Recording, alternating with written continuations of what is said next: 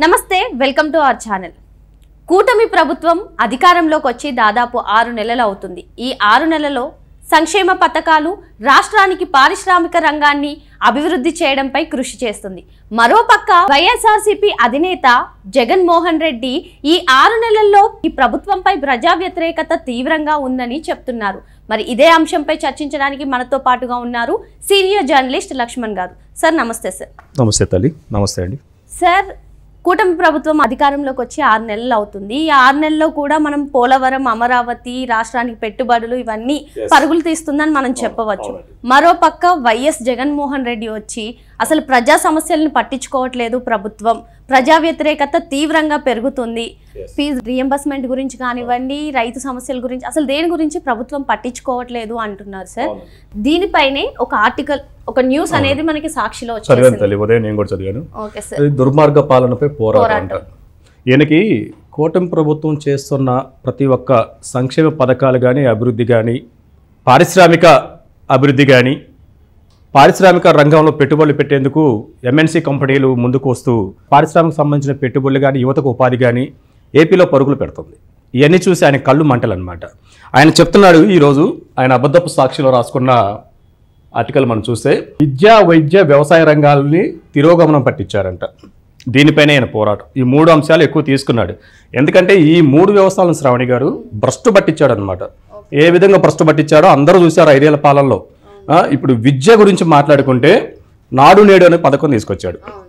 ఎన్ని విధాలుగా నాడు నేడు పథకంలో ఆయన చేసిన అకృత్యాలు. నాడు నేడు రంగుల పేరుతో, మౌలిక వసతుల కల్పన పేరుతో పిల్లలకి స్కూల్ కిట్లు, బ్యాగులు కానీ, డ్రెస్సెస్ కానీ, లేకపోతే చిక్కీస్, గుడ్డు, ప్రతి ఒక్క దాంట్లో అవినీతి. ఆయన చేసిన దాదాపు 1,00,000 కోట్ల అవినీతి. విద్యాశాఖలో చిన్నపిల్లలు అంటే శ్రావణి గారు, అది ప్రైమరీ స్కూల్ నుంచి అప్పర్ ప్రైమరీ స్కూల్ దగ్గర నుంచి చూసుకుంటే దాదాపు ఆయన చేసిన నాడు నేడు కార్యక్రమంలో దాదాపు 1,00,000 కోట్ల పైన అవినీతి జరిగింది. ఇక్కడ మన ఏపీలో టాలెంటెడ్ పర్సన్స్ ఏం లేరని చెప్పి పిల్లల బట్టలు ఢిల్లీ నుంచి, బ్యాగులు, కిట్లు కానీ ఏదైనా ఢిల్లీ నుంచి తెప్పించుకోవటం, అక్కడున్న పారిశ్రామిక వ్యక్తులతో, అక్కడ ఎవరైతే సంస్థలు ఉన్నాయో వాళ్ళతో ఒప్పందాలు కుదిరించుకోవటం, అక్కడి నుంచి అవినీతి పాల్పడతాయి. ఇక్కడైతే ఎంపడే పట్టుబడుతుంది, సిఐడి మళ్ళీ ఎంక్వైరీ వస్తాయి, ఎంపడే దొరికిపోతామని చెప్పి ఢిల్లీ స్థాయిలో ఆయన లాబింగ్స్ అనమాట. ఆ విధంగా చేసి స్కూల్ వ్యవస్థ నాడు నేడులో దాదాపు 1,00,000 కోట్లు కాజేశాడు. ఆ తర్వాత ఫీజు రింబర్స్మెంట్ తల్లి దాదాపు 3,450 కోట్ల రూపాయలు బకాయి పెట్టిపోయాడు. సార్, మరి అంత బకాయిలు ఉంటే ఆయన మేము ఎవ్రీ త్రైమాసికానికి మేము పే చేసేసే వాళ్ళం, ఇప్పుడు కూటమి ప్రభుత్వం వచ్చిన తర్వాతే బకాయిలు చెల్లించట్లేదని కూడా మొన్న ఇటీవల కాలంలో అబద్ధాలు ఆడతాడు కాబట్టి ఆయన జగన్మోహన్ రెడ్డి అయ్యాడు. మామూలుగా అయితే అసలు ఆయన మళ్ళీ ముఖ్యమంత్రి పీఠంలో కూర్చునేవాడేమో. పచ్చి అబద్ధాలు ఆడి, పచ్చి మోసగాడు, అవినీతి ఆరోపణలు, దాదాపు 1,00,000 కోట్లు దోచుకున్నాడు నాన్నగారి సమయంలో. ఆయన అధికారంలోకి వచ్చిన తర్వాత దాదాపు 8,00,000 కోట్లు వెనకేసుకున్నాడు చెప్పి లెక్కలు చెప్తున్న నివేదికలు ఉన్నాయి, ఆడిట్స్ ఉన్నాయి. అదేం కాదు, పచ్చి అబద్ధాలాడే ఒక పులివెందుల ఎమ్మెల్యే గారు. ఈయన ఫీజు రింబర్స్మెంట్లు 3,500 కోట్లు పెట్టాడు తల్లి. లాస్ట్ ఇయర్ అంటే బీటెక్లో కానీ, బీఫార్మసీలో కానీ, నర్సింగ్ సంబంధించిన కోర్సుల్లో విద్యార్థులు వాళ్ళు పాస్ అవుట్ అయిన తర్వాత సర్టిఫికేట్ లేక దాదాపు చాలా మంది విద్యార్థులు ఇబ్బంది పడ్డారు. నారా లోకేష్ బాబు గారు అప్పుడు పాదయాత్రలో ప్రతి ఒక్కరు గోడు విన్నవించుకున్నారు. ఆ గోడు చూడలేక ఖచ్చితంగా మేము అధికారం లాగానే ఫీజు రింబర్స్మెంట్ చేస్తా అన్నాడు. ఈ డిసెంబర్లో ఫీజు రింబర్స్మెంట్ 3,000 కోట్ల రూపాయలు అనేది విడుదల చేయడం జరిగింది. ఖచ్చితంగా విద్యార్థులకి ఉపశమనం జరిగింది. ఇంకొకసారి వ్యవసాయం కూడా, ఈ వైద్యంలో కూడా దాదాపు నెట్వర్క్ హాస్పిటల్స్, ఆరోగ్యశ్రీ కింద నెట్వర్క్ హాస్పిటల్స్ ఉండే ప్రైవేట్ హాస్పిటల్స్, నెట్వర్క్ హాస్పిటల్ దాదాపు 1,200 కోట్లు బకాయి పెట్టాడు. ఏ ఒక్క నెట్వర్క్ హాస్పిటల్ అప్పుడు పేదవాడికి వైద్యం అందలేదు. గవర్నమెంట్ హాస్పిటల్ పోతేనేమో మందులుండు, ప్రైవేట్ హాస్పిటల్కి పోతేనేమో ఆరోగ్యశ్రీ కార్డు పనిచేయదు. వైద్యం అందక అసలు పక్క రాష్ట్రాలకు పోయి, లేకపోతే చాలా మంది చనిపోయిన వాళ్ళు ఉన్నారు. వైద్య రంగాన్ని సర్వనాశనం చేసి 2 మినిస్టర్స్ని మార్చి దాంట్లో వాళ్ళకి అర్థం కాక వాళ్ళు అవినీతికి పాల్పడి మొత్తం దోచుకున్న వైద్య రంగాన్ని పెట్టాడు. ప్రైవేట్ హాస్పిటల్ ఒక విధంగా చెప్పాలంటే ఒట్టిపోయాయి, అప్పులు పాలై రోడ్డును పడ్డ పరిస్థితి అయితే ఉంది. అట్లా చూసుకుంటే ఇప్పుడు వ్యవసాయ రంగం గురించి మాట్లాడతాడు.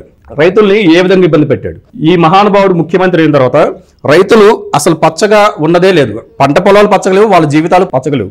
రైతులు సరైన గిట్టుబాటు, పండించిన పంటకు సరైన గిట్టుబాటు ధర లభించక ఎన్ని రకాల నానా ఇబ్బందులు పడ్డారు. వాళ్ళకి రైతు భరోసా అని చెప్పి నేను ఇంత ఇస్తా అని చెప్పి ఆయన మేనిఫెస్టోలో పెట్టాడు. కానీ ఏ ఒక్క సంవత్సరం అమలు కాకుండా కేంద్రం ఇచ్చే నిధులతో ఆయన కలిపి ఆయన షోయింగ్ చేసుకున్నాడు. ఇప్పుడు ధాన్యం కొనుగోలు బిల్లు అండి, ఆయన దిగిపోయేటప్పుడు దాదాపు 1,650 కోట్ల రూపాయలు 1,650 కోట్ల రూపాయలు ధాన్యం సంబంధించిన రైతులకు బకాయి పెట్టి వాళ్ళు నానా ఇబ్బందులు పెట్టాడు. కూటమి ప్రభుత్వం అధికారంలోకి రాగానే 1650 కోట్లు రైతులకు ఖాతాలో వేసింది. ఇప్పుడు ధాన్యం కొనుగోలు సక్రమంగా జరుగుతుంది, ట్రాన్స్పరెంట్గా జరుగుతుంది. ఏదైనా ఆరోపణలు వచ్చినా కానీ ముఖ్యమంత్రి స్వయంగా అక్కడికి వెళ్ళి ఆయన అక్కడ ఉన్న రైతుల ఇబ్బందులు గుర్తించి దాన్ని షార్ట్అవుట్ చేయడానికి ముఖ్యమంత్రి గారికి కదిలి వస్తున్నాడు రైతుల దగ్గరికి. మీరు అన్నట్టు ధాన్యం కొనుగోలు విషయంలో డిజిటలైజేషన్ కూడా చేసి వాళ్ళకి అంటే వాళ్ళు టైం స్టాంప్ ఇచ్చి వాళ్ళు మీరు ఈ టైంకి వస్తే మేము కొనేసుకుంటాము, అలాగే మీ నిధులు కూడా 24 నుంచి 48 గంటల్లో జమ చేస్తామని కూడా చెప్పడం జరిగింది. ఇప్పుడు అందుకనే ఇప్పుడు చంద్రబాబు గారు చాలా ట్రాన్స్పరెంట్గా ఉంటారండి. సాంకేతికతను వాడుకోవడంలో ఆయన తర్వాతనే. సాంకేతికతను వాడుకొని ఎక్కడ అవినీతి జరగకుండా గవర్నమెంట్ లబ్ధిదారుడికి కరెక్ట్గా అందే విధంగానే ఆయన ఒక టెక్నాలజీని తీసుకొస్తారు తప్ప కానీ దళారీ వ్యవస్థను కానీ దళారీని ఎంకరేజ్ చేయడం కానీ మాఫియాని ఎంకరేజ్ చేయడం కానీ ఆయన చరిత్రలో ఆయన రాజకీయ చరిత్రలో లేదు. అదే ట్రాన్స్పరెంట్ ఇప్పుడు ధాన్యం కొనుగోలు విషయంలో కూడా జరుగుతుంది. ఈ 3 అంశాల మీద ఈయన రేపు పోరాటం కాదు, ఆయన రాజకీయ ఆరాటం. ఈ 3 అంశాల మీద ఆయన వీధుల్లోకి వెళ్తే ప్రజల చెప్పులు తీసుకుకొట్టుకునే పరిస్థితి. ఎందుకంటే ఈ మూడు రంగాలను ఏమంటారంటే దాన్ని సంఖ నాకిచ్చాడు. ప్రజలు మళ్ళీ గుర్తు చేయడానికి పోతున్నాడు, నేనే సంఖ నాకిచ్చాను అని చెప్పి మళ్ళీ కూటమి గవర్నమెంట్ మీద ఆయన బురద జల్లే కానీ అరే బాబు నువ్వేరా ఈ దరిద్రం పట్టించు అని చెప్పి చెప్పులతో కొట్టే పరిస్థితి కూడా ఉండే అవకాశం ఉంది. శ్రావణి గారు, ఆరోగ్యశ్రీ నిర్వీర్యం అని కూడా అంటున్నారు సార్, పడకేసిన ఫ్యామిలీ డాక్టర్ అంటున్నారు. అసలు ఇందులో వాస్తవం ఎంత? అసలు ఆరోగ్యశ్రీ ఈ మహానుభావుడు చేసిన ఆరోగ్యశ్రీ స్కీములు తెచ్చాడు, స్కాములు చేశాడు, నెట్వర్క్ హాస్పిటల్ని ఒట్టిపోయేటట్టు చేశాడు. ఆరోగ్యశ్రీ అనేది అసలు 5 సంవత్సరాలు ఇంప్లిమెంటేషన్ కాలేదు సక్రమంగా. ప్రభుత్వ హాస్పిటల్లో పేదవాడికి మందులు లేవు, ఆపరేషన్ జరిగినా కానీ బయట నుంచి ఆ మందులు కొనుక్కోవచ్చు. ఎసెన్షియల్కి సంబంధించిన అత్యవసర సేవలకు సంబంధించిన మందులు కూడా లేక ఎన్నో రకాల ఇబ్బందులు పడ్డాడు పేదవాడు.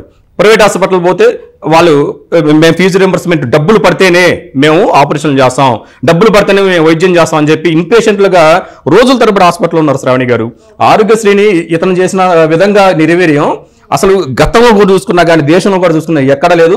అలాంటి దౌర్భాగ్య పాలనని మనం 5 ఏళ్ళు చూసాము. పేదలు కూడా చాలా ఇబ్బంది పడ్డారు. ఓకే సార్, భరోసా దక్కక అల్లాడుతున్న అన్నదాతలు ఎక్కడ చూసినా అవినీతే అంటున్నారు. అది అవినీతికి కేర్ ఆఫ్ ఈయన అవినీతిని ఒక్కొక్కటి తొవ్వే కొద్దికి కుప్పలు తెప్పలు పడుతున్నాయి, వేల కోట్లు లక్షల కోట్లు దాటిపోతున్నాయి. ఈ అవినీతిని మొత్తాన్ని కప్పిపుచ్చుకోవడానికి ఒక డైవర్షన్ పాలిటిక్స్ తెచ్చుకోడు. ఆ డైవర్షన్ పాలిటిక్స్ లో భాగంగానే ఈయన ఆరాటం. ప్రజలతో మమేకమై వారి పక్షాన ప్రభుత్వాన్ని నిలదీద్దాం అంటున్నారు సార్. మరి అసెంబ్లీకి ఎందుకు రాలేదు? ప్రజల పక్షాన నిజంగా ఆయన మాట్లాడాలి అంటే మరి కీలకమైన బడ్జెట్ విషయంలో కానివ్వండి, బడ్జెట్ ని అసెంబ్లీలో ప్రవేశపెట్టే సమయంలో ఈయన రాలేదు ఎందుకు? మరి అదే ఇప్పుడు అసెంబ్లీలో అయితే అందరూ పట్టుకొని నిలదీస్తారు. గతంలో తండ్రి అధికారాన్ని పెట్టుకొని లక్షల కోట్లు సంపాదించావు, ఇప్పుడు 8 లక్షల కోట్ల రూపాయల వరకు దాచుకున్నావు, పంచుకున్నారు అని చెప్పి ఇసుక, మైనింగ్, డిస్టిలరీకి సంబంధించిన మద్యం ప్రతి ఒక్క కుంభకోణం బయటకు వచ్చింది. ప్రతి కుంభకోణానికి ఆయన ఆన్సర్ ఇవ్వాలంటే చంద్రబాబు నాయుడు గారు పెట్టిన 11 రోజుల యొక్క అసెంబ్లీ సరిపోదు, దాదాపు 1 సంవత్సరం పెట్టాలి. ఆయన అవినీతి మొత్తం అసెంబ్లీలో చెప్పాలన్న ప్రతి ఒక్క ప్రశ్నలు లేవనెత్తుతారు. ప్రత్యక్షంగా స్పీకర్ హోదాలో, డిప్యూటీ స్పీకర్ హోదాలో RRR గారు కూర్చుంటే ఆయన మొహం చూసుకొని అక్కడ కూర్చోవడానికి చెమటలు పట్టిపోయాయన్నమాట. అందుకని ఆయన ప్రశ్నిస్తాను, 4 గోళ్ల మధ్య ప్రశ్నిస్తాను, ఇక్కడే అసెంబ్లీ ఏర్పాటు చేసుకుంటాను, మీరే మాకు అధ్యక్షులు అని చెప్పి మీడియా వాళ్ళు అంటారు. మరి 5 సంవత్సరాలు మీడియా ముందుకు మీరు ఎందుకు రాలేదండి? మీ చెల్లెలు పట్టుకుని అడుగుతున్న సిగ్గు శరం లేకుండా మళ్ళీ నేను 4 గోళ్ల మధ్య నేను అసెంబ్లీ వేదికగా ఏర్పాటు చేసి ప్రశ్నిస్తాను. మరి ఆ 11 రోజులు 12 రోజులు జరిగిన అసెంబ్లీ కార్యక్రమాలు రోజు ప్రెస్ మీట్ పెట్టి ప్రశ్నించావా? నువ్వేం ప్రశ్నిస్తావు? నువ్వు ప్రశ్నించే లోపలనే FBI పెద్దగా ఒక బాంబు పేల్చింది, 1750 కోట్ల రూపాయలు బాంబు పేల్చింది. నీ అవినీతి తొవ్వే కొందకి, కాకినాడ పోర్టు నుంచి తొవ్వే కొందకి వేల కోట్ల రూపాయలు, ఇప్పటికైతే దాదాపు 50,000 కోట్ల అవినీతి జరిగినట్లు శ్రావణి గారు మనకి ప్రాథమిక నివేదిక ద్వారా అందింది.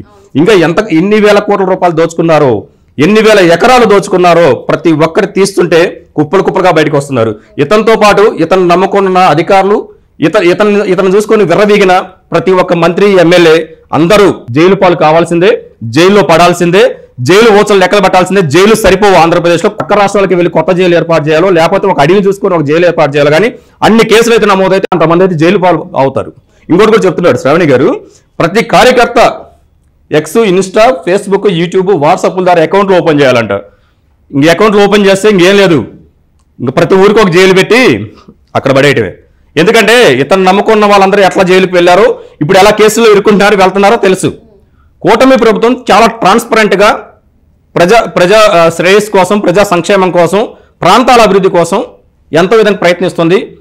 అసలు నిధులు లేకపోయినా, రెవెన్యూ లోటు ఉన్న, ద్రవ్య లోటు ఉన్న ప్రతి ఒక్క విషయంలో ఇబ్బంది పడుతున్న, ఆర్థిక ఇబ్బంది పడుతున్న, అప్పుల ఆంధ్రగా మార్చిన ఈ ఒట్టిపోయిన ఈ రాష్ట్రాన్ని సస్యశ్యామలం చేసి ప్రతి ఒక్కరికి ఉపాధిని అందించే విధంగా అన్ని చాలా క్లియర్ కట్గా అడుగులు వేస్తుంటే వీటంటే చెడగొట్టే ప్రయత్నం. 5 ఏళ్ళు చూసాము, 5 ఏళ్ళు పాలన చూసాము.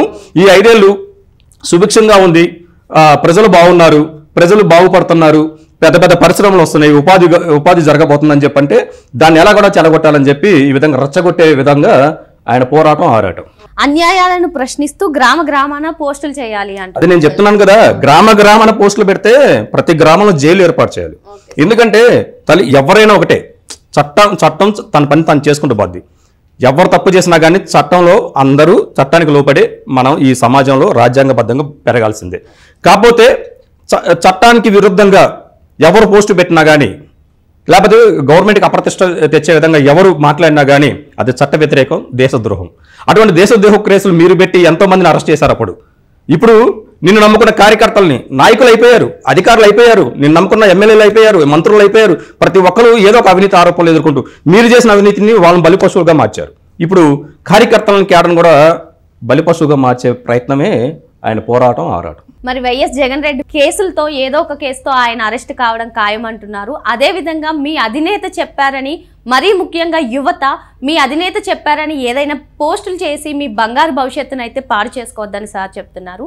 ఈ రోజు ఈ అంశంపై చర్చించాం. మరో రోజు మరో అంశంతో మళ్ళీ కలుద్దాం. నమస్తే. Thank you sir. నమస్తే.